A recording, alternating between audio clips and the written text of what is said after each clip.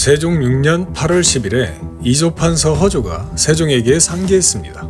공사의 계집종이 양민 남편에게 시집가서 낳은 자식은 아비를 따라 양민이 되지 못하게 하소서. 이조판서 허조가 태종 때 제정된 노비종부법을 노비종무법으로 바꾸자고 상기한 건데요. 당시 조선은 양인들에게 납세와 군역의 의무를 지었기 때문에 양인이 많으면 많을수록 거둘 수 있는 세가 많아집니다. 조선의 입장에서는 나라의 재정과 군사력을 강화하는 효과가 있었죠. 하지만 이와는 반대로 사대부들 입장에서는 노비가 그들의 재산이었기 때문에 양반 사대부들의 권력과 재산이 감소하게 되는 상황이었죠. 이런 허조의 말에 세종은 허락하지 않았습니다. 불허한다. 이처럼 태종 때 종결된 노비 문제가 태종이 세상을 떠나자 다시 논의되기 시작한 것입니다. 좌사간 김효정이 세종에게 상소를 합니다. 전하, 엎드려 바라옵건대 천첩의 소생들과 양반의 자제가 함께 시험을 보게 해서는 안 됩니다. 세종 즉위 10년째 해 세종이 이품이상 관원과 천민이 혼인해서 난 자식들도 갑사에 응시하는 것을 허용했습니다. 이품 이상 관원의 천첩 소생으로 대장과 대부를 받은 자는 아울러 갑사 취재에 선취를 허한다. 갑사는 임금을 경호하는 병사입니다. 양인과 천인 사이에서 태어난 자식이라도 아버지 쪽이 이품 이상의 고위 관리라면 아버지의 신분을 따라 양인이 된 것처럼 갑사 시험에도 응할 수 있게 해야 한다고 세종이 허용한 것이죠. 이렇게 아버지 태종이 제정한 노비종부법을 전제한 정책 진행에 사대부들이 반기를 들고 나섰습니다. 신등의 생각으로는 이러한 사람들을 양반의 자제와 아울러 시험하여 금의의 직임에 충당한다는 것은 그 불가한 점이 한두 가지가 아닙니다. 얼마 전까지 종으로 있던 자가 이제 그 주인과 더불어 함께 관직에 오른다면 이는 신발에 관을 씌우는 격이 될 것입니다. 아버지가 양인이고 이품 이상의 관리라고 하더라도 어머니가 천민이면 벼슬을 줘선 안 된다는 입장이었습니다. 우리 동방에 예의와 염치가 있는 것은 오로지 상하와 존비의 문벌이 정해졌기 때문입니다. 엎드려 바라옵건대 전하께서는 빨리 이 명을 거두시어 여망에 상부토록 하소서. 이미 태종 때부터 노비종부법이 제정된 이후로 양천교원 사이에서 자식들이 출신이 양인이 되는 것은 합법이었지만 사대부들의 반발이 강해져 결국 논리적이지 못한 억지를 부리는 지경에 이르게 되는데요. 요즘 대관들이 상소하여 청하는 말은 내 생각에는 고집이라 여겨진다. 가부년부터 이품 천첩 아들은 영구히 양민이 되는 것을 허락하고 품계를 제한하여 관직을 받게 하였다. 또 태종 때부터 공신, 공천 소생 아들은 이미 충의위에 붙였는데 유독 사천의 소생 아들에게만 붙이지 못하게 하는 것이 옳겠느냐. 충의위는 조선 초기 중앙군으로 임금을 호위하는 부대였습니다. 충의위에는 개국공신과 정사공신, 좌명공신들의 자식들이 소속된 군대였는데요. 일종의 우대기관으로 실제 무예 능력은 없는 도련님들이 모여있는 곳이었습니다. 특권 계층의 자손들이 일정 기간 복무 후에 다른 관직으로 이동하는 경우가 일반적이었는데 이는 사대부 특권 계층들이 과거도 보지 않고 주요직으로 옮겨가는 우대기관이었던 것입니다. 태종이 노비종부법 제정 이후 어머니가 천민 출신인 양인 자손을 충의위에 들어갈 수 있게 했는데 이를 금지해야 한다는 대관들의 상소가 있던 것입니다. 병민이 천인에게 장가들어 낳은 자식도 아비를 따라 양민이 되는데 하물며 공신으로서 후사가 없어 제사가 끊어지려 할 때에야 더 말해서 무엇하겠느냐. 다행히 천첩의 아들이라도 있으면 반드시 충의위에 붙여서 그를 공신의 후사로 삼는 것은 너무도 명백한 일이다. 대관은 이 뜻을 살피지는 않고 다만 이 법을 새로 세우려 한다고만 하는구나. 이처럼 사대부의 반발이 계속되는 와중에 세종은 노비종부법을 근거로 들어 사대부들의 반발이 부당함을 지적했습니다. 하지만 사대부들의 반발이 계속되니 세종은 상정소의 제조들을 불러 의논을 했는데요. 내가 제기한 이래로 조정께서 이루어놓은 법은 고치지 않으려고 마음먹었다. 만약 부득이한 일이 있을 경우에만 여러 번 고친 일이 있다. 그러나 노비에 대한 법은 아직 고친 일이 없다. 대신들이 그것에 옳지 않음을 말하는 이가 많았으나 내가 듣지 않았는데 이제 다시 생각하니 공사의 천비가 자주 그 남편을 바꾸어 양민과 천민을 뒤섞기 때문에 어느 남편의 자식인지 분명히 가려내기가 어려운 경우가 있을 것이다. 사대부들이 세종에게 노비종부법의 문제가 인륜의 문제에 반한다는 논리를 펴기 시작한 것입니다. 천민인 여자가 남자에 따라 자식의 신분이 바뀌기 때문에 이를 기회 삼아서 남편을 바꾼다는 건데요. 이런 일로 인하여 제 아비를 아비로 하지 아니하는 폐륜이 발생할 수 있으니 어떻게 하면 위로 태종께서 이루어놓은 법에 위배되지 않고 아래로 일륜의 바른 길을 파괴하는 일이 없게 할 수 있을 것인지 각기 충분히 의논하여 보고하라.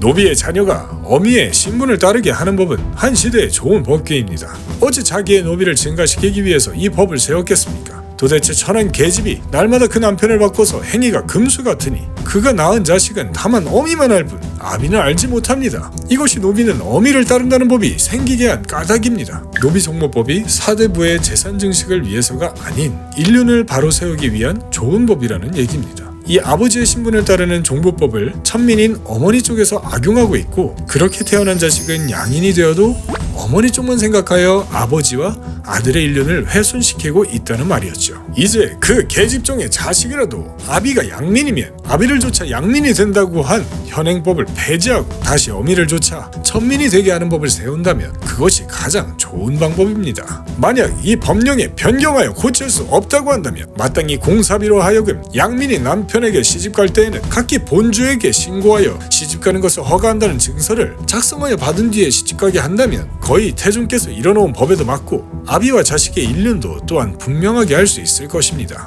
세종은 아버지와 아들 간의 인륜이 반한다는 의견에 흔들리는 모습을 보이는데요. 문제는 세종이 온통 사대부들에게 둘러싸여 논의를 받아야 했다는 점입니다. 그들이 직접 말했듯 사대부의 노비 재산을 증식시키는 종모법의 수혜자가 될 자들이 유학적 명분을 들고 세종에게 집요하게 물고 늘어지는 모습을 보게 됩니다. 공사노비의 자녀를 아비에 따라 양민으로 한다는 것은 관계되는 바가 매우 중대하니 내가 다시 깊이 헤아려 보겠다. 상장소 대신들과 대화를 마친 세종은 이어서 태종 당시 판서였던 조말생을 불러 물었습니다. 태종께서 아비를 따라 양민으로 한다는 법을 위반하신 본뜻이 무엇이었는가? 지난 가보년에 신이 대연이 되었을 때 하루는 태종께서 편전에서 아비를 따라 양민으로 하는 법을 세우고자 한다고 말씀하셨습니다. 이를 들은 이숙보는 그것이 옳지 않다며 극렬히 반대하였으나 태종께서 듣지 않으셨습니다. 그리고 저에게 집필하기를 명령하시고 친히 하교하여 입법하셨습니다. 세종이 앞서 말한 것처럼 세종은 아버지 태종이 세운 법령들을 고치지 않아야 한다는 나름의 기준이 있었습니다. 그래서 이 법에 태종이 어느 정도의 의지가 담겨 있었는지 파악하고자 한 것입니다. 아니나 다를까 지금의 사대부들이 극렬히 반대하는 것만큼 태종의 최측근이었던 이숙번의 반대를 태종이 물리치면서까지 강하게 진행시킨 법이었던 거죠. 상장소 제조들 그리고 조말생과 논의가 있은 후 열흘 뒤 세종은 다시 이들을 불러들입니다. 전일에 의논하던 천비의 자녀를 아비를 따라 양민으로 한다는 법은 되풀이하여 생각하여 보았으나 최선의 방법을 깨닫지 못하겠다. 내 생각으로는 조정에 세운 법이 비록 진선진미한 것이 아닐지라도 가볍게 고칠 수 없는 것이다.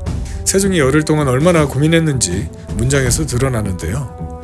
더군다나 이 법을 세운 것은 오로지 하늘이 백성을 낳으며 본래 귀천에 차별이 없는 것인데 전조에서 천한자는 어미를 따른다는 법을 세워서 양민의 자손으로 하여금 도리어 천인이 되게 한 것은 진실로 하늘의 이치에 맞지 않는 일이다. 그래서 태종께서 대신들과 함께 심사숙고하여 종부위양법을 세운 것이니 이는 만세의 아름다운 법이다. 세종이 단순히 태종이 세운 법령을 개정하면 안 된다는 입장에서 논하지 않았습니다. 하늘이 낳은 백성은 본래 귀천이 없는 존재로 이런 이치에 맞는 것은 노비종부법이라고 말했습니다.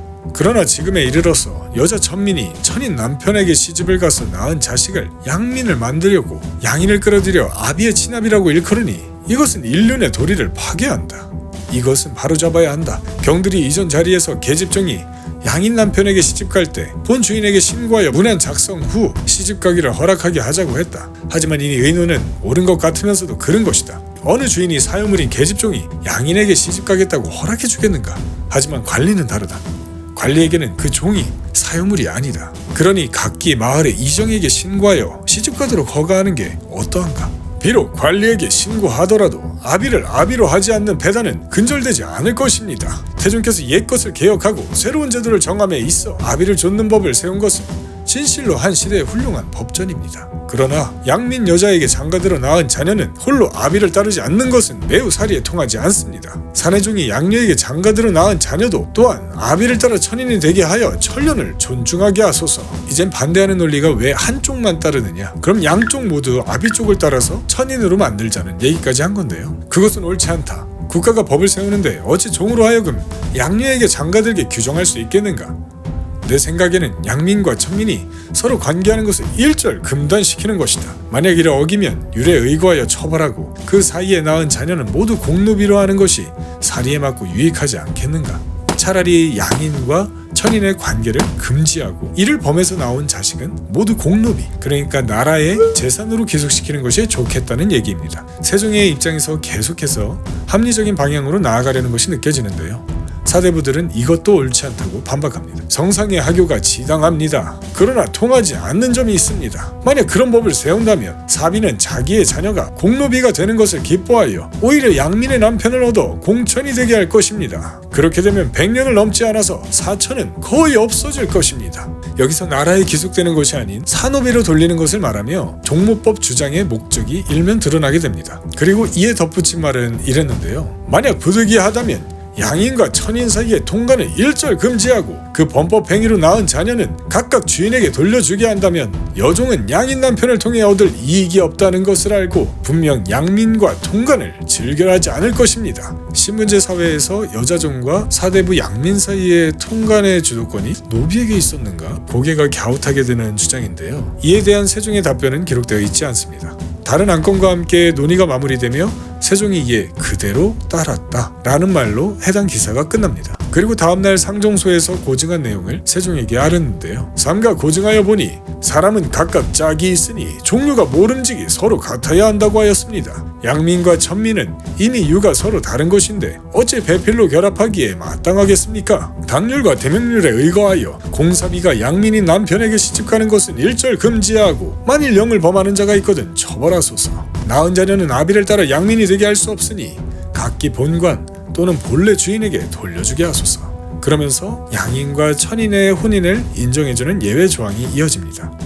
1품관 이하 동서반의 품관과 문과 무과의 출신자와 생원, 성중관, 유음 자손인자가 공사비녀에 장가든 자는 이 범위에 포함되지 않는다. 사실상 양천교훈 금지라고 했지만 당시 노비라는 재산을 소유한 특권 계층이 양천교훈의 처벌 대상에서 제외된 것입니다. 이런 사대부들의 집요하고 끈질긴 개정 요구가 양천교훈 금지라는 조항과 함께 노비 종모법의 방향으로 바뀌게 되었습니다.